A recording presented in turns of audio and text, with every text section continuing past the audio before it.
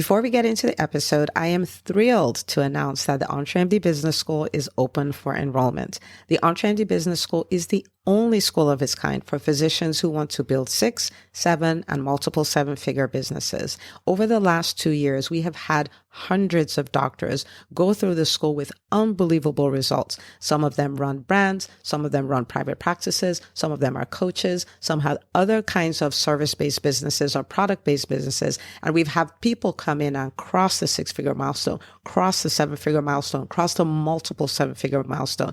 You will be in a place where you'll get the coaching, the community, the accountability that you need to thrive as an entrepreneur, especially in the times that we're in. So maybe you've been following me for a while. Maybe you've been getting so much out of the EntreMD podcast and you've been wondering, how can I work with Dr. Una and the community more? Well, this is your chance. Come join us in the EntreMD Business School. It is application only. So go to entremd.com/business to turn in your application. I cannot tell you how many doctors have made statements like this. I recovered my investment in the first week. I recovered my investment in my bank account in the first 90 days. This is the best investment I've made in myself ever. I want you to have that kind of story, not just a story of building a great business that serves a lot and earns a lot, but having a business that gives you the freedom to live life on your terms. So don't wait any longer. entremd.com/business. And now for the episode. Hi, docs. Welcome to the EntreMD podcast, where it's all about helping amazing physicians just like you embrace entrepreneurship so you can have the freedom to live life and practice medicine on your terms. I'm your host, Dr. Una. Well, hello, my friends. Welcome back to another episode of the EntreMD podcast. As always, we are going to have a blast. And today, we are going to be talking about a millionaire habit, and that habit is reading. And I know, you might be thinking, I think I'm going to skip this episode because I already know this, I'm already reading, and all of that stuff. But I want to invite you to look at this differently, right? And I'll tell you why. There is something called the aroma effect. My husband talks about it a lot. And that is, think about you're in the kitchen, you're cooking this amazing meal. Maybe you're making lasagna and all of that stuff, and the whole house smells amazing, and you cooked it.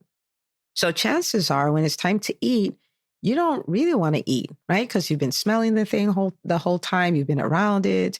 You walk through the entire process. You probably get more joy out of watching people eat it and enjoy it, right? And you're full. But that is a fake full, because you didn't get any nutrition into your body.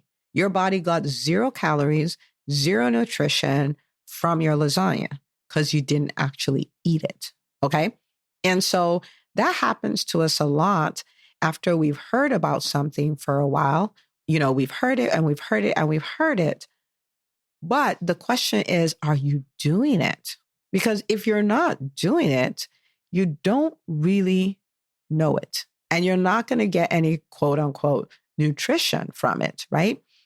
So the fact that you know that you should read doesn't make up for the fact that you're not reading, okay? That's on one side. On the other side, there are habits that we develop and we become successful with them, and then we forget. And it's so sneaky and we don't even realize that we've lost it. So maybe you used to read a book a month, or maybe you used to read 2 books a month. And, the pandemic happened, or there's a life change, or you got a puppy or whatever. And you just find yourself not reading. But it doesn't really dawn on you because you're still saying what you've always said. Like, I read 2 books a month. But if you actually check over the last 6 months, you have not read 2 books a month, right? And so on the other hand, I want you to look at it that way. Now, maybe you're listening and you're like, yeah, Dr. Una, that's not me, because I am reading and I'm still reading. And I want to invite you to still look at it from this perspective. The people who are ultra successful are not necessarily people who are doing things nobody has done. They are people who become masters at the basics. So think about it. LeBron James, Stephen Curry, Michael Jordan, Magic Johnson. These are, the greatest of all times when it comes to basketball. Now, did they invent a new play per se? No. They're really good at 2-pointers or 3-pointers or free throws or passing or defense or blocking. Like they're good at the things that everybody has access to. They're masters of the basics. They're masters of the fundamentals. And so if you're doing really well with this and reading has transformed your life, I still want you to listen because you want to become a master at the basics. You're going to learn something. You're going to reaffirm what you already do. You're going to be a little better at it, whichever. So you're going to get something out of this episode. So whoever you are, I want you to go like, yeah, I'm going to lean in, all in, and I'm going to listen to this episode and I'm going to walk away with something that's going to change my life. And that's the attitude I want you to listen with. Okay. Okay. So now we are going to look at a review from the EntreMD Method book. I want to read that before we actually go into the episode. And so I have this doctor, Dr. A. Deming, and I really want to give a big shout out. This doctor said, this is an MBA in a book, and goes on to say, if you're a physician looking for a change, have a nagging feeling that there is more beyond practicing clinical medicine, or have already started your business, you need this book. It summarizes in a logical way all the key concepts that Dr. Una teaches in her podcast. She speaks from experience, and it is true gold. Dr. Deming, thank you so, so much for this review. Absolutely love it. This really helps us get the word out, really validates the work that we're doing, and I truly appreciate it. So thank you so much for this review. And if you're listening to this and you have not got your copy, entremd.com/book, go get your copy of the book. And if you bought a book, remember, we are part of a movement.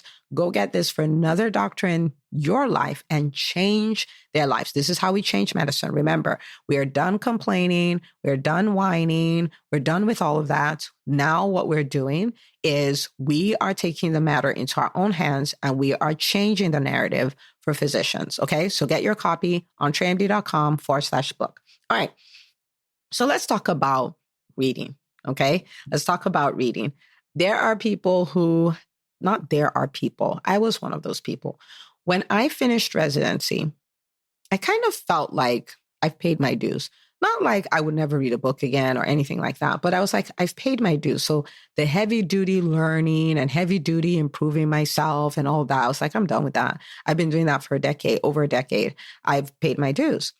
And I think when I started off as an entrepreneur and realized that I did not have the skills to be an entrepreneur, like I was a seasoned physician and a baby entrepreneur, and I had to go through the process of learning again. I think I was in resistance for a while because I was like, no, I've done all of this. I shouldn't have to. And if you're in that spot, I just want to say, you can come out of resistance and learning can be fun. It's not quite like medical school, but we do have to do this. There's no way around it, right? There's nothing in medical school that prepared us per se. Like it gave us the work ethic and the attitude and all of that, but it didn't give us the know-how. It didn't give us the strategy. It didn't give us any of that, right? And so we do need to embrace that. But so let's look at why did I bring up reading? Something that's so basic. Well, according to CNBC, right, they had an article that they wrote, and it says, those who read 7 or more books per year, 7, that's a little more than 1 every other month, okay? 7 books or more per year are more than 122% more likely to be millionaires, as opposed to those who never read or only read 1 to 3. And so if you are an entrepreneur and you're like, I want to make my business better, I want to be able to serve more people and generate more revenue, then one of the things that you absolutely 100% need to be embracing is reading, okay? And again, I will challenge you to not think of your reading habit based on your intention, but based on your history, okay? So don't It's easy to go like, yeah, I read 2 books a month. That's your intention. Have you actually done it? Right. And so you look back over the last 6 months, how many books have I read? How many? Right. And have a come to Jesus moment with yourself. Okay. All right. So my recommendation is that, I think entrepreneurs should read at least a book a month. It's not a law. This is my opinion, but I think at least a book a month. If you're a full-time entrepreneur and you're in the early stages of your business, I mean, really be looking at one a week because you're full-time and you have a lot to learn, right? For me, my goal is a book a week. A book a week. I do a mixture of audiobooks and hardcover books. And the reason why I do that is because audiobooks are great, but it's so easy to get distracted and it's so easy to miss things, where you've listened for a while and you're like, wait, what did he just say? What is he talking about? With the paperback, I literally have to, stop, read, underline, write to-dos and all of that. Like it's workbook style. And so I like to do both. But with my constraint on time, I do a mix. So it's about 50% audiobook and 50% physical copy, right? Okay. So my recommendation would be at least a book a month, barest minimum, right? What I really love is a book a week, but I'm not making that a law. I'm not saying that at all. I'm saying read more than you're reading now. And if you're not reading at all, at least a book a month. Okay. And if you've not read the On-Train Method book, that is a great place to start, but I digress. Okay. So what I want to talk about is how I pick what books I'm going to read. Okay. So how do I pick? There are a gazillion books. How do I pick what books to read? So number one, I pick based on what skill I need. Okay, what skill I need. And so when I was really trying to master productivity, and if you're a newer entrepreneur, working 9 to 5 has this advantage in the sense that you have this time constraint, you have things you're supposed to do in each hour and all of these things. So you tend to stay productive. When you start working for yourself, you have to figure out how to be productive when you're the one creating the work and creating the goals and creating all of that. So how do I stay productive, right? It's just a different dynamic. And so when I started dealing with that, that's when I looked for Eat That Frog, because Eat That Frog by Brian Tracy, 21 Ways to Overcome Procrastination. Phenomenal book. I still read every year, right? And so that's one book, right? And it helped me with time management and all of those things. I wanted to learn how to set goals. And then he has a book on goal setting. And then after that, I was like, how do I think big? Like big, right? And then one of my mentors, Terry Savelle Foy, she has a book called Imagine Big, right? And so I got that book. And it's all about looking for the skills that you need and finding the books that talk about them. Now, I will say this though, when I'm selecting books, I choose based on authors, not based on titles, right? So I see people who are living a kind of life I want to live, or they're doing something I want to do, and then I read their books. I don't read just based off of title, because someone can tell you how to build $1 million business and they have never made more than $2,000 in business. I don't want to read their books because my philosophy is you cannot give what you don't have, right? And so the skills I need, but from the people who are displaying the skill. Okay, so does that make sense? Okay, so that's the first one, based on the skills that I need. The second one is based on the mindset shifts that I need. Okay, so if there is a mindset shift that I need, then I would look for a book based on that. So for instance, when I read Rich Dad, Poor Dad, I had no intention of investing in real estate or doing anything like that. I read that because I wanted to, there's a prescribed way of thinking as a physician. And I needed to be able to think outside the box. I needed to understand how people who build businesses and who are investors think and all of those kind of things. And so I read that book not as a how-to book, but as a mindset shift book, right? Like, how can I think differently? So there are these 4 quadrants. Wow, I didn't know that, right? So, and all of that. So it was for the mindset shift, right? And so I would do things like that. The third way I would pick books is based on the exposure I need. And by that, what I mean is, for me, is autobiographies. If you followed me, I love autobiographies. And I love them because what they do is they kind of open up possibilities that you didn't know existed. It's kind of, think about going to a restaurant and it's a buffet and you could only go to the entire evening. You just went to one section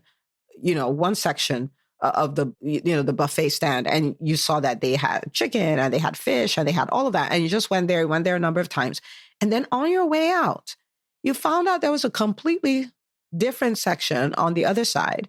And that section had, salads, and it had desserts, and it had all these things that you wanted, but you had no idea existed. Right. And that's the way our minds are.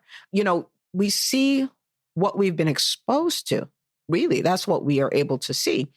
And so for me, what I do is I read these autobiographies because it opens all these other quote unquote buffet tables. And I'm like, oh my goodness, I did not know that was available. You are kidding. What? She did that? He did that? And I would read that. It doesn't mean I'm going to do what they did, but it's a buffet. So if there's something I like, I take it. If I don't like it, I leave it. You know what I mean? And so I would read a lot of those. One of the ones that I read that I really loved was Undaunted. That is a book by Kara Golden. She's the founder of Hintwater, and she tells her whole life story. And it's a beautiful story. It normalizes the hardship of entrepreneurship, and it opens you up to the possibilities of entrepreneurship. Really good book. Really, really good book. So I read that. And then the fourth thing I would pick would be books that are classics, right? Like, there's Think and Grow Rich, Rich Dad, Poor Dad, Richest Man in Babylon, How to Win Friends and Influence People. Like, those are books that they're just classics. And so I would read them because they're classics. Okay. So based on skills I need, based on mindset shifts I need, like Mindset Shift, I even read The Gap and the Gain. It's a really good book. And it's all about, it changes the way you think about where you are in life, right? So you celebrate the gain as opposed to crying about the gap. It's just a beautiful book. So what skills I need, what mindset shifts I need, what exposure I want, and then classics. So that's how I choose. Now, the reason why I'm able to get an ROI, I do not waste my time reading books. The reason why I'm able to get a return on investment on every book I read is because my intention is to learn to do. Okay. And so what that means is I don't read to acquire knowledge. We're never going to be able to acquire all the knowledge that's available. There's always going to be more knowledge than we can consume. Think about the number of books out there. There will always be. So the idea is, what I do learn, I plan to do. So if you look in my books, the physical copies, you will see a list. It will say to do. And as I'm reading, I would come up, depending on the book, I would come up with 3 to 7 things that I'm going to do differently because of the book. And once I'm done reading the book, I start implementing. And so every book leaves me different, because what's the point of reading a book? Is they reading a book, that's not the end in itself. You're reading the book to get better, or to think better, or to discover something you didn't know before, right? And so it should lead you to action. That's how you get a return on investment. So read to learn to do. Read to learn to do. Read to learn to do. Okay? So what I want you to do today, I want you to start reading. So first of all, you're going to decide, what's my cadence, right? How many books am I going to read a month? And don't set an impossible goal, set a stretch goal, right? And so if you're not reading at all, 1 book a month is a stretch goal. If you are reading a book a month, then 2 or 3 is a stretch goal. But 7 books a month, that's an impossible goal, right? So set a stretch goal and make a list of the books you're going to read. If you're like, I would love suggestions, you can, if you're a part of the EntreMD Facebook group, you can post it there and say, hey, what are you guys reading and why? Right? And then that could be your buffet and you can choose. And, make that list and then start reading. But read to learn to do. Read to learn to do. Okay? And if you do this, then imagine what could happen. If you read a book a month, and from each book, you pull out 3 things that you're going to do differently, That is 15 changes just from reading over the next 12 months. It will dramatically change your life. Dramatically. The things that create dramatic change in our lives are not the big things. Sometimes they're the little things done intentionally and consistently. Okay. So welcome to this millionaire habit that you are going to absolutely nail. And I will show up with the next habit on a different episode. So share this episode with the doctors in your life. Of course, we've been lied to and told that we shouldn't be talking about money. We shouldn't be concerned about money. We shouldn't build profitable businesses. To which I say, everybody in healthcare is making money. This is an economic system. I can serve and earn. When I earn, it doesn't mean I'm not serving. I can do both. Okay. And so if anybody should be millionaires, physicians should be millionaires. So share this with another doctor in your life, and I will see you on the next episode of the EntreMD podcast. Hey, if you love listening to the EntreMD podcast, I want to invite you to join EntreMD On Demand. It is my signature subscription program that gives you access to a library of business courses designed to help you do one thing as a physician entrepreneur, and that is to thrive. Just head out to entremd.com/on-demand, and I'd love to have you join us. See you on the inside.